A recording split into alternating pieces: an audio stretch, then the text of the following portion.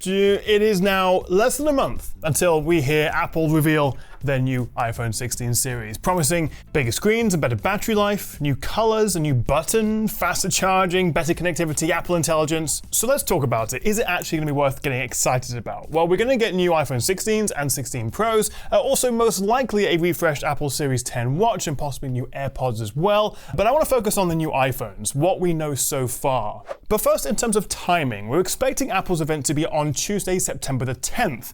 I don't know if I'm going to be there yet. Hopefully I get an invite. We'll have to see if I've been a good boy this year. But a reveal on the 10th and then most likely a launch on the 20th, like 10 days later. So you'll probably be able to get your hands on a new iPhone 16 end of September. In terms of the iPhone models, we're likely to see a pretty similar setup to what we have right now, with an iPhone 16, a 16 Plus, 16 Pro, and the big daddy, a 16 Pro Max. Now this is the 15 Pro Max, 6.7-inch screen, but if the rumors are to be believed, we're actually going to see a slight bump in screen size for both the Pro and the Pro Max. So the Pro will go from 6.1 to 6.3, the Pro Max 6.7 to 6.9 inches, making the 16 Pro Max the biggest iPhone ever. Now that will partly be through thinner bezels, which is actually going to be quite impressive given how thin these already are. But of course we did have this new titanium frame introduced with the 15 series, which made the Pros quite a bit lighter. Do I want a bigger Pro Max? I don't know. However, the regular iPhone 16 and 16 Plus will remain at the same sizes, so it's not going to be a significant change to design. The most obvious one will be the couple of new colors, but also this diagonal camera layout will now be vertical. Oh boy. The idea is that will allow it to support spatial vision recording, so you can buy your cheaper iPhone and then pair it with your £3,500 Vision Pro. To be fair, spatial video recording is only currently available on the Pro model, so that is a trickle-down feature there, but I'm not sure anyone's going to care that much about that. Sticking with the design though, and one of the changes we had with the 15 Pro series was the change from the mute toggle switch to this action button, this customizable action button, which right now I've got set to take a picture.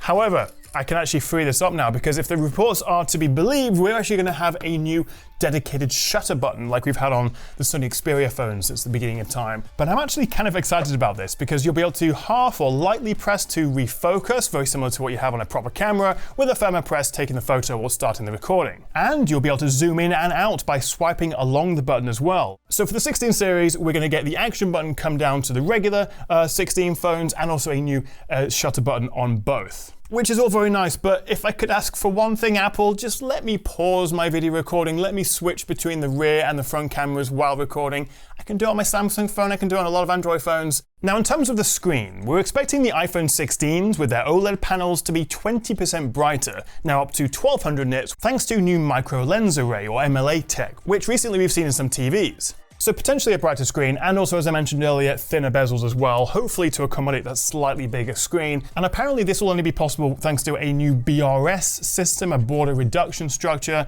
Sounds like something Trump would like, to be honest, but that'll help reduce the bezels while maintaining structural integrity, although I'm sure we're going to see jerry-rig everything pretty quickly, give this a nice bend. But we're still expecting the regular iPhone 16s to have a 60Hz screen. Basically the 2025 model of a phone that will probably start around £800. 60 Hz. I know the argument is, well, the average person doesn't really care, but the average person doesn't know what they're missing until they have it. And the fact that you have to pay like £300 more to get a 120Hz promotion on the Pro phones, honestly, we've been saying this for like 3 years, how unforgivable it is that it's still a 60Hz display on the iPhone. You can tell I'm getting frustrated. Hopefully I'll be proved wrong, fingers crossed. So far, we're talking about new colors, new capture button for the camera, action button going to the regular 16s, slightly bigger screens for the Pro and Pro Max with thinner bezels.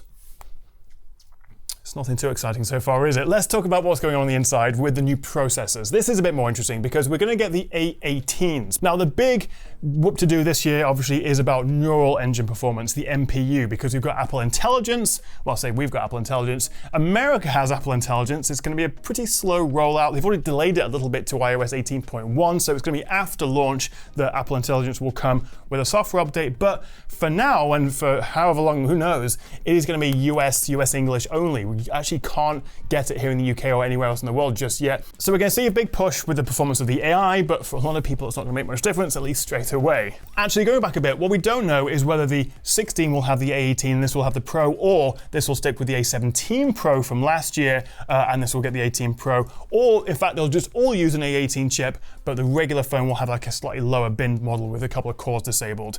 There's some talk that they'll slightly change up the naming scheme of the processors in these, but crucially, as usual, the Pro models will be a little bit faster.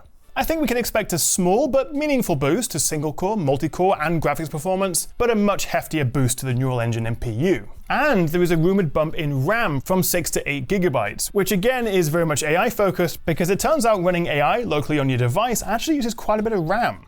What I'm more excited about, though, is the rumor of a new graphene-based design to help cool the phone, because one of my biggest issues with the iPhone, as great as it is, as powerful it is, it gets too hot. Gaming, we get throttling, performance goes down, it gets really hot on the back. Even with using the camera, it can overheat sometimes. And frequently, when I've got the brightness maxed out, if I'm out, using it outside on a sunny day, it'll say your iPhone's too hot, needs to cool down. Even when in wireless charging, there's definitely an overheating issue with the current phones. So hopefully, with this new graphene design, which we have seen in some Android phones, it'll help keep the 16 Pros cooler. That actually would be a legitimate worthy upgrade. And paired with the reports of a slightly bigger battery and hopefully a more efficient processor, especially if more tasks can be offloaded from the CPU and GPU onto the NPU, we may actually end up with a decent improvement to battery life, with the 16 Pro and Pro Max having a 5 or 6% larger battery.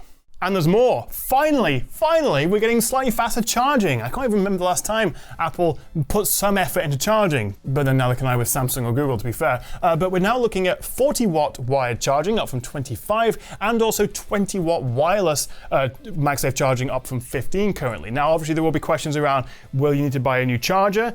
If we know Apple, the answer is probably yes. They don't bundle it in the box. So I'm sure you can have the luxury of spending £50 or so on a new fancy 40-watt wired charger. But you know what? Yes, I will take a faster charging iPhone. Thank you very much.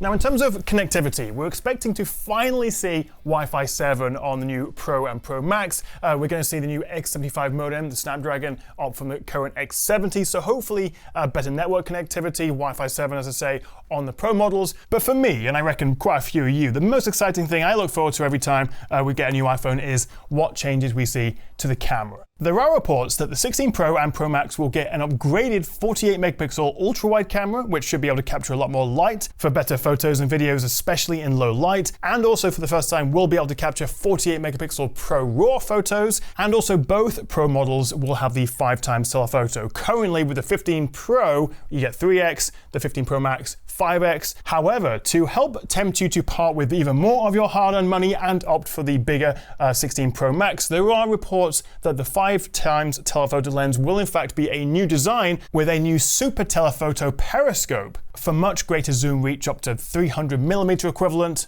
This is a bit of an old rumor though, so I am on the fence as to whether we get this. What is more likely though is that the main lens, the main camera, will get an improved 8-part hybrid lens design and crucially a larger sensor size, which will be great to see because we've got some Android phones now that give us 1-inch sensors, so a bigger sensor means it can capture more light, clearer images, especially in low light. That would be great. So like a lot of people, I've actually already downloaded iOS 18, the beta. It's in a developer beta, also a public beta. It'll go live as the new phones come out in September. And with iOS 18.1, we get Apple Intelligence. And you can see here this new Apple Intelligence and Siri menu, but then you can also see, hopefully if it focuses, this is not available in your country.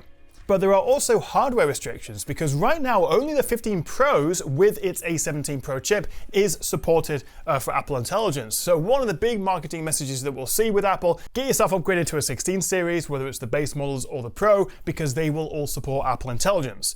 Assuming you're in America, we don't know when it's going to launch globally. You'll be able to make your custom Genmojis and generate images, summarize text, proofread. So I think whereas with the iPhone 15 series, the big reason to upgrade was the USB-C port, or at least it was for me. It's so handy not having to deal with lightning connectors anymore. For the 16 series, I think that one thing is going to be the support for Apple Intelligence. And hopefully in a couple of months, it'll be available globally. And finally, the biggest reason to upgrade, of course, the colors, with some suggesting bolder shades on the 16 and 16 Plus, including blue, black, pink, green, white, and from photos leaked of a supposed 16 Pro Max dummy unit, there's a grey color, which could be the new rumored polished titanium rather than the natural titanium we currently have, a white or a silvery white color, and a black, which actually looks darker than the space black we last saw on the iPhone 14 Pro. And that is pretty much what we know so far. What do you think? Are you going to be tempted to upgrade, or are you going to give it a miss this year? Let me know what you make of the new 16 series. Thank you so much for watching, guys. Don't forget to hit that subscribe button for all my unboxings and versus and reviews and hands-ons and all that business. And I'll see you next time right here on the Tech Chat.